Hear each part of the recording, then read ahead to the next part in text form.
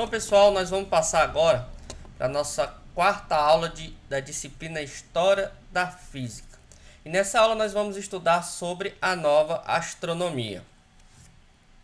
Então, nós vamos dividir essa aula em dois momentos. Então, ela vai tratar aqui da aula número 1. Vamos lá. Então, pessoal, você já deve saber que o Copérnico foi um dos grandes influenciadores dessa mudança de como se via o universo cósmico. Nós vamos fazer uma retrospectiva aqui de como é que era o universo antes de Copérnico. Então vamos lá. Antes de Copérnico, a visão do universo estava sobre o regime do pensamento aqui do Ptolomeu. Ele achava que a Terra era totalmente imóvel e que tudo girava em torno da Terra.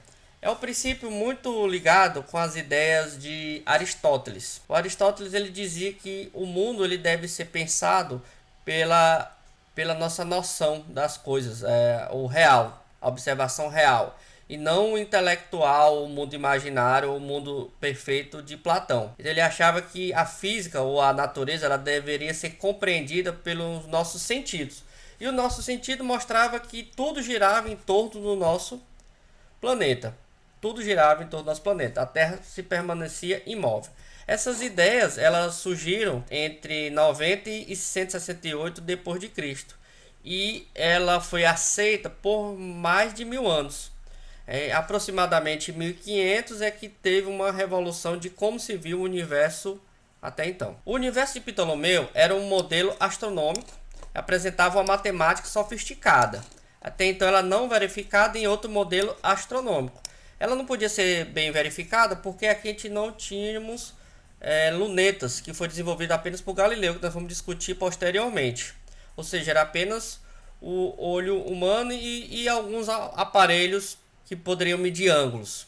E cada proposição apresentava sua obra. É objeto de demonstrações rigorosas e elegantes, baseava em observações astronômicas, e seus raciocínios matemáticos são muito sofisticados, com a utilização da trigonometria. Então ele utilizou bastante os conceitos de trigonometria para poder explicar o movimento dos planetas, que eram círculos. Então para ele tudo girava perfeitamente em forma de círculos perfeitos, e tinha uma ideia também religiosa no envolvida que mostrava que Deus tinha uma perfeição e essa perfeição era simbolizada pelas esferas.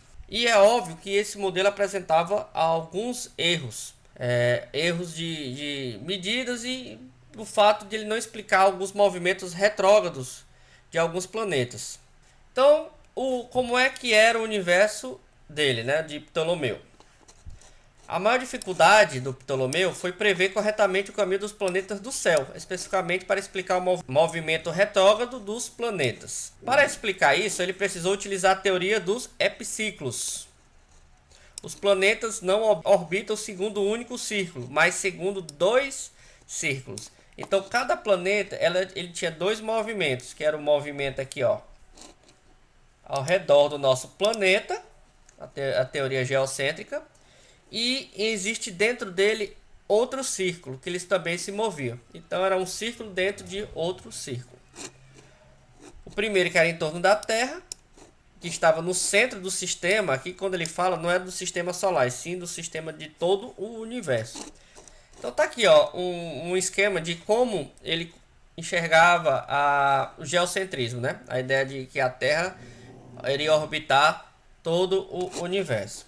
Então nós temos aqui a Terra, a Lua e os outros planetas. A Lua aqui, ela só teria o movimento aqui da Terra. E observe que aqui ele vai fazer um movimento e aqui dentro vai ter outro movimento aqui.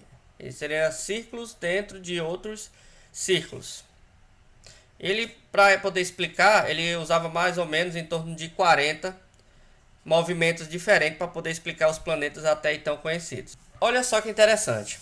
Nós vimos aqui que as ideias implementadas pelo Ptolomeu foi entre 60 depois de Cristo aproximadamente, né? 150 anos depois de Cristo aproximadamente. E só teve uma revolução nessas ideias de como ele entendia as coisas com Copérnico, que foi em 1473 a 1543, a vida de Copérnico. Olha só o tempo que demorou essas ideias de Ptolomeu até que se compreendesse uma nova visão do universo, de como o universo se movimentava. A questão é por que tinha-se esse pensamento, esse tempo durou tantos anos, como é que ninguém conseguiu ver algo que não estava batendo com as ideias de Ptolomeu? Bem, pessoal, é porque toda a teoria ela era de acordo com as teorias da igreja e também com as ideias de Aristóteles, que era bem descrito na universidade. Então ninguém teria coragem de dizer que Aristóteles estava errado. E pelo fato de quem querer questionar tanto a igreja, que os professores geralmente não eram todos da igreja, mas eles tinham uma relação com a igreja. Então eles não tiravam o poder da igreja na parte da ciência. Então a ciência só poderia ser compreendida através também da fé. Então, pelo fato de ninguém questionar o modelo de Ptolomeu, que muitas vezes acertava em algumas previsões planetárias, de órbitas de alguns planetas. Então, para que questionar algo que tinha apenas alguns poucos erros? Então, o primeiro a questionar esse modelo foi o de Copérnico. E aqui vamos deixar claro que ele teve muitos problemas. O primeiro problema do Copérnico foi que os dados dele que ele tinha, que ele estudou, eram dados muito errados. Ou seja, as observações não estavam bem feitas, fazendo com que ele também obtesse assim um certo grau de erros no seu modelo, né? Então vamos discutir como é que é esse modelo. O modelo de Copérnico é o modelo heliocentrismo, ou seja, ele tira a Terra como centro do universo e começa a colocar o Sol como centro do universo. Detalhe, não é o centro do sistema solar, é o centro de todo o universo. Então tudo ia girar em torno do Sol, e não o sistema solar. Tá bom? E ele tinha aqui órbitas circulares. Então era uma ideia parecida com a ideia de Ptolomeu, só que aí continuava também a questão de ideia circular. Só que ele ia tirar o foco da ideia de colocar a Terra como centro do universo e colocaria o Sol. Só que aí o centro não seria exatamente no Sol. Era um ponto próximo ao Sol. Então o centro do universo é perto do Sol e não o Sol como centro. Tá bom? Observe aí que aí surgiu a questão das ideias de Kepler depois. Então, pessoal, vamos agora entender algumas diferenças entre o modelo de Ptolomeu e o modelo de Copérnico. Para Ptolomeu, os ventos, nuvens e projéteis sopram para o oeste. Ou seja, não era por causa do movimento da Terra, e sim tinha um certo vento, exatamente porque os ventos e a nuvem iam para uma única direção. A velocidade de rotação, ele ia fazer um estilhaço sobre a Terra. Ele coloca o modelo geocêntrico, ou seja, colocando a Terra como centro do universo, porque colocou o homem como semelhança divina. E o Ptolomeu considerava as esferas do deslocamento da Terra. Já Copérnico, a Terra arrasta o envoltório atmosférico. Ou seja, a Terra acompanha a atmosfera. As esferas celestes girariam com velocidade maior. Então, tem a questão da velocidade das esferas também envolvidas aí. O modelo é um modelo heliocêntrico. Ele tiraria a Terra como foco e colocaria o Sol como o centro do universo. E ele tira a Terra como centro e coloca uma justificativa. Ele tinha também um apego religioso.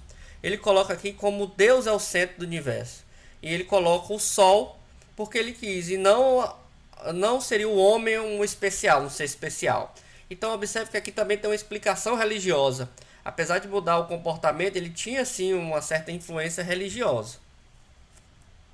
E o Copérnico ele usou o mesmo argumento de afastar a Terra do centro. Certo? Ele usou o mesmo argumento de tirar a Terra do centro.